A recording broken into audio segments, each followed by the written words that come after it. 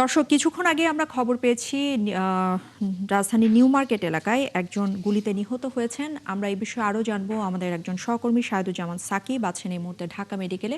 আমরা সরাসরি যুক্ত হচ্ছি তার সাথে।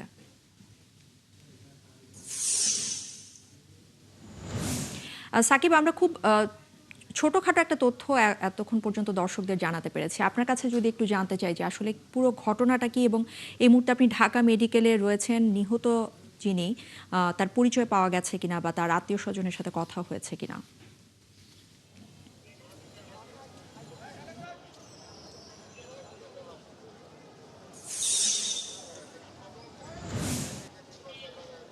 ইশরাত, এখনো নিহত ব্যক্তির পরিচয় নিশ্চিত করা যায়নি। পুলিশ কিংবা হাসপাতাল কর্তৃপক্ষ কেউই পরিচয় নিশ্চিত করতে পারেনি।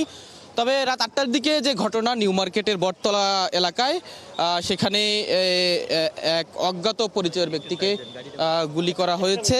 সেই ব্যক্তির মাথায় এবং বুকের বাপাশে গুলি লেগেছে বলে হাসপাতাল কর্তৃপক্ষ এতটুকু নিশ্চিত করেছে, এবং এখন পর্যন্ত সেই মরদেহ ঢাকা মেডিকেল কলেজ হাসপাতালের মর্গে রাখা হয়েছে। এছাড়া আর বিস্তারিত কোনো পরিচয় জানা যায়নি। তবে পুলিশ পরিচয় নিশ্চিত করবার চেষ্টা করছে। হাসপাতাল কর্তৃপক্ষ সেই মরদেহটি ঢাকা মেডিকেল কলেজ হাসপাতালে যে মর্গ রয়েছে সেখানে রেখেছে। আমরাও চেষ্টা করছি সেই নিহত ব্যক্তির কোনো স্বজনকে খুঁজে বের করা যায় কিনা, কিংবা কি কারণে আসলে সেই ঘটনা, সেই কারণগুলো পুলিশ চেষ্টা করছে। আমরাও আসলে চেষ্টা করছি জানবার, পুলিশের কাছে কিংবা সংশ্লিষ্ট যারা আছে তাদের কাছ থেকে জানবার চেষ্টা করছি যে আসলে কি ঘটনা, এবং নিহত যে ব্যক্তি তার পরিচয় বা আসলে কি।